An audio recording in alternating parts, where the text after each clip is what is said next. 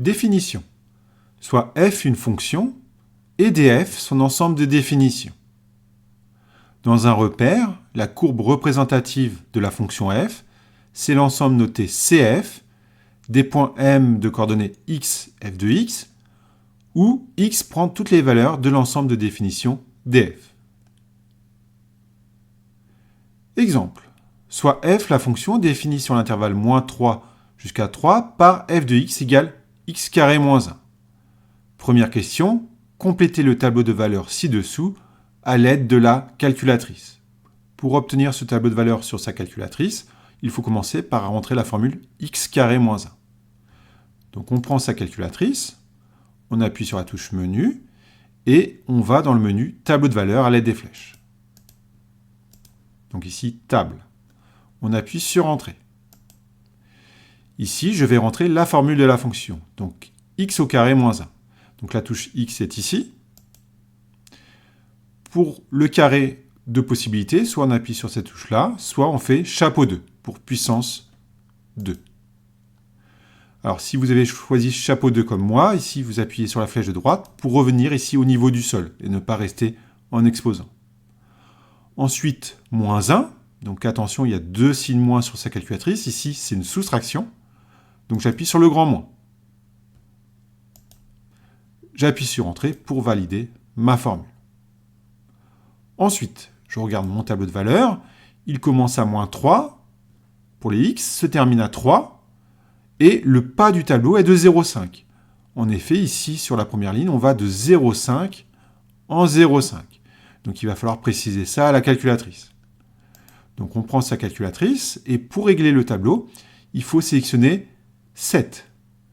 Alors 7, c'est juste au-dessus de la touche F5, donc j'appuie sur la touche F5 pour entrer dans le menu 7. Début du tableau, donc on a dit -3. Donc ici, c'est l'opposé de 3, donc j'utilise le moins entre parenthèses.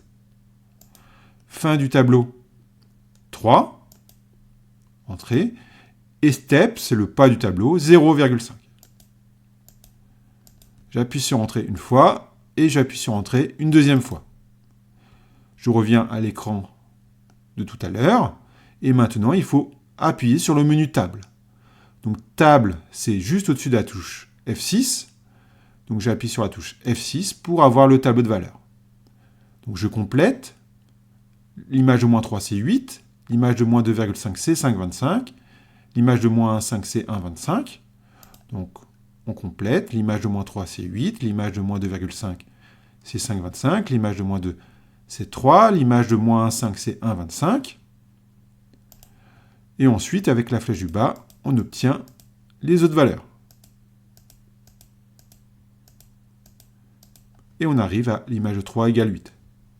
Donc on prend ici son crayon et on complète tout le tableau de valeurs en terminant par l'image de 3 qui est égale à 8. Deuxième question, tracez la courbe représentative CF de la fonction f dans le repère orthogonal ci-dessous. D'après la définition, pour tracer la courbe de la fonction f, il va falloir placer tous les points m de coordonnées x, f de x, où x prend toutes les valeurs de l'ensemble de définition. Ici, l'ensemble de définition, c'est l'intervalle -3, 3, qui contient une infinité de nombres réels. Il faudrait donc placer une infinité de points pour tracer la courbe.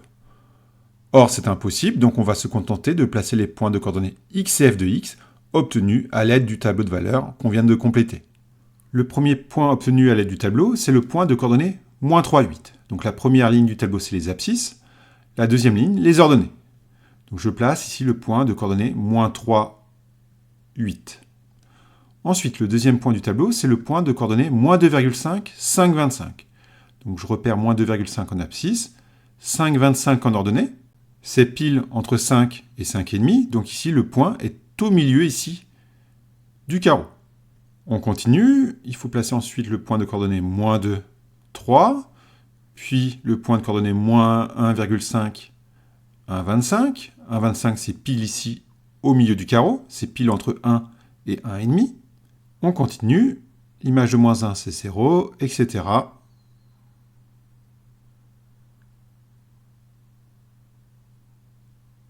Et on termine par le point de coordonnées 3, 8.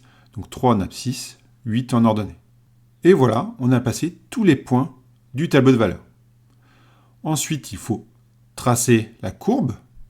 Mais avant de la tracer ici sur la feuille, il faut voir à quoi ressemble la courbe sur sa calculatrice. Je prends ma calculatrice, j'appuie sur la touche Menu, et cette fois-ci, je vais dans le menu graphique. Donc je vais sur le menu Graphe, j'appuie sur Entrée, et ici, je vais cliquer sur Draw, dessiner la courbe. Donc, Draw, c'est juste au-dessus de la touche F6, donc je clique sur la touche F6. Voilà donc la courbe qu'il faut tracer. Ici, je remarque que ma fenêtre est mal réglée, on a du mal à voir la courbe correctement. Donc on va régler la fenêtre comme sur la feuille. Alors sur la feuille, on remarque que les x vont de moins 3 jusqu'à 3 et que les ordonnées vont de moins 2 jusqu'à 8. Donc on va prendre le même réglage de fenêtre sur sa calculatrice. Donc on prend sa calculatrice, on fait Shift F3 pour avoir Windows, fenêtre. Donc Shift F3. Et ici, je règle X minimum. X minimum, moins 3. X maximum, 3. D'accord? Donc sur l'axe des abscisses, on va de moins 3 jusqu'à 3. Donc X minimum, moins 3. X maximum, 3.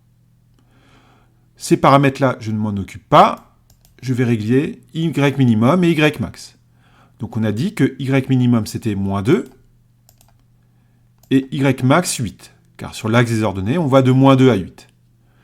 Même chose, je ne m'occupe pas des autres paramètres. Donc il faut juste régler sur sa fenêtre X minimum, X maximum, Y min et Y max. Le reste, on ne touche pas. Une fois que c'est fait, j'appuie sur Entrée et je clique de nouveau sur Draw qui se trouve ici en dessous de la touche F6. Donc je clique sur F6 et voilà la courbe qu'il faut tracer.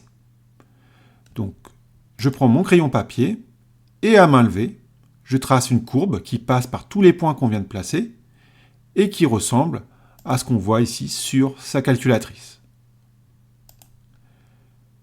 Cette courbe s'appelle C2F, donc ici je la nomme CF.